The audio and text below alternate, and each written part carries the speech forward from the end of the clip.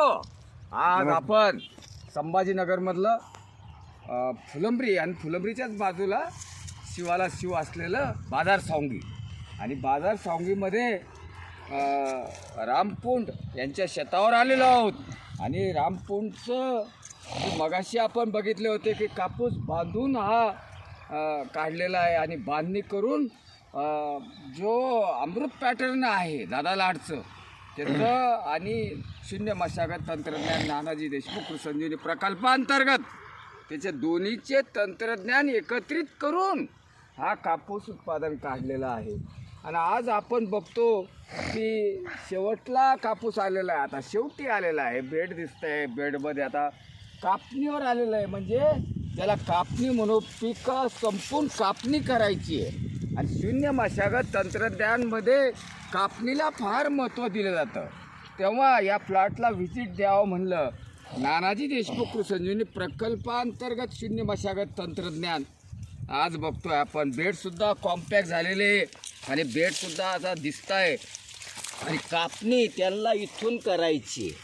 ही कापणीचं तंत्रज्ञान इथून करणार, एवढं ठेवणार, ही सगळे फुटवे वर काढणार. आणि हे भूमातेला खोड आणि मुळा, खोडांच्या मुळा त्यांना दान करायच्या आहे भूमातेला. आणि भूमातेला दान करून हे सगळे करायचं आहे. आज उत्पादन आकडेवारी बघूया आपण. नमस्कार रामभाऊ. नमस्कार. आता मला उत्पादनाविषयी सांगा आणि ह्या कापसाचं तुम्ही काय करणार आता? सर या कापसाचं कटिंग करणार आहे आपण. हे कापूस कापून घेणार आहे आता पुढच्या महिन्यामध्ये. हे थोडंसं एक बोनस म्हणू आपण त्याला थोडक्यात. हे जे थोडं 2-2, 5-5 कार्य आलेले आहे. पुढच्या महिन्यात बाजार सांगू यात्रा पण आहे. यात्रेनिमित्त आपण जर थोडंसं बोनस म्हणून आपण ते हे करणार आहे. एवढं 5-5, 6-6 कार्य थोडं घेऊन टाकू आपण उत्पादन आणि याला छाटणी करून पुन्हा दुसऱ्या कापसाची तयारी करू. आता तुम्ही कापणीची तयारी लगेच हे 2 बोंड वेचून कापणी तयारी करणार आहे. आणि कापणीमध्ये जर आपण बघितलं तर कापूस अजून आहे, कुठल्याही बोंडाळीचा अजून हे नाही आहे, कुठल्याही बोंडाळी त्याला नाही आहे. आणि शून्य मशागत तंत्रज्ञानमध्ये किडीचं प्रमाणच कमी होतं, कारण रोग प्रतिकार शक्ती पिकामध्ये जास्त आहे. आणि एक प्रकारचं सशक्त पीक तयार होतं. आज मी तिला जर बघितलं तर कापूसामध्ये बोंडाळीसुद्धा दिसत नाही. 2 कैरी 3 कैरी आहे, तेवढी शेवटची येचणी त्यांना करायची आहे आणि कापूस कापून घ्यायचा आहे. परंतु मी असा प्रश्न केला तुम्हाला की कापसाच्या उत्पादनाबद्दल सांगा आम्हाला. कापूस उत्पादन कसं आलं शून्य मशागत तंत्रज्ञानमध्ये? सर हा कापूस पूर्ण कोरडो जमिनीमध्ये लावलेला आहे. आणि ही जमीन पूर्ण खळगट आहे, क्षारयुक्त आहे. इथं म्हणजे गवत पण व्यवस्थित उगत नाही. पण इथं आपण शून्य मशागतीचा प्रयोग पहिलेच वर्ष आपलं आपण केला आणि इथं बेड पाडून घेतले. आणि बेडवर आज कापूस आपल्या टोक्याच्या वर दिसतोय तुम्हाला. 5 फुटापर्यंत हाईट झाली कापसाची. आणि इथं कोरडोमधून मला 12 क्विंटलपर्यंत उत्पन्न आलेलं आहे शून्य मशागतीमध्ये. उत्पादन शून्य मशागतीमध्ये. इथं कुठेही जमीन हालचाल केलेली नाही आपण, कुठे एक आंतर मशागत केलेली नाही. 100% तणाचा वापर करून, तणनाशकाचा वापर करून आणि इथं आपण हा कापूस पिकवलेला आहे.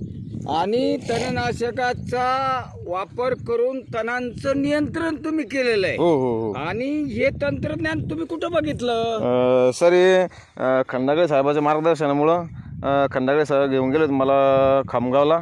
तिथं दादांची भेट घालून दिली सरांनी, खंडागळे साहेबांनी. आणि तिथून आपली सुरुवात झाली.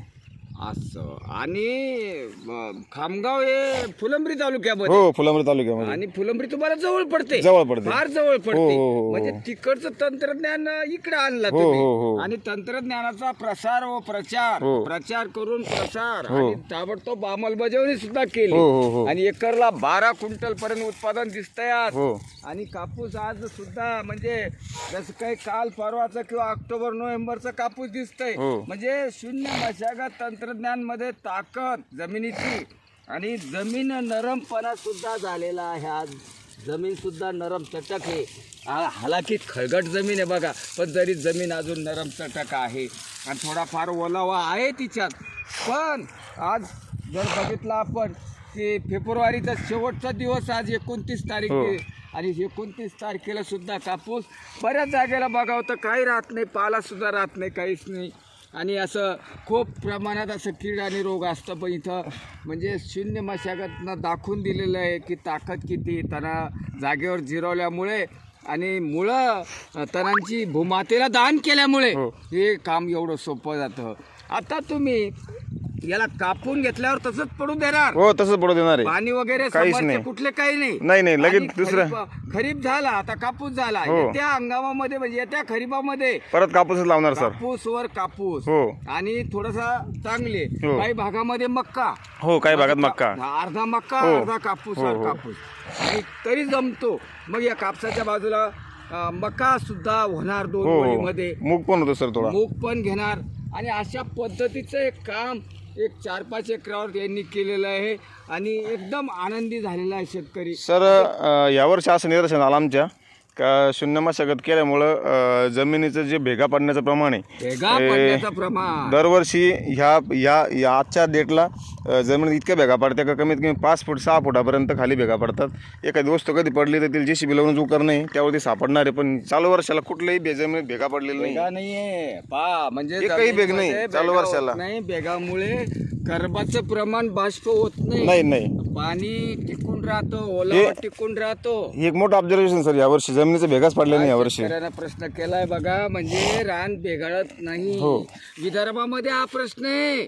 विदर्भात हेच होतं की मोठ्या भेगा पडतात, पुढा माणूस बी गेला तरी चालतो, पाय एखादा भेगात गेला त्याचा निघत नाही लवकर. जास्त जमिनीची हालचाल केल्यामुळे ते प्रॉब्लेम आहे सर शेतकऱ्यांना. आता तुम्ही भेगा न पडत म्हणजे अगदी तशीच जमीन आहे माझी. एक मोठं सगळ्या शेतकरी वर्गांना मला सांगायचं इथं की भेगा इथं नाही, चोपन जमीन आहे तिचं, म्हणजे 8पर्यंत सामू गेल्याचंच आहे ते. आता चालू वर्षी माती नमुना समरला घ्या याचा आणि उन्हाळीमध्ये शेवटला एक माती नमुना घेऊन एक तपासणी करा अशी आशा आहे शेतकऱ्याला. आणि माती नमुन्यामध्ये काय जडणघडण झाली जमिनीची तेही कळल. धन्यवाद. राम राम. राम राम.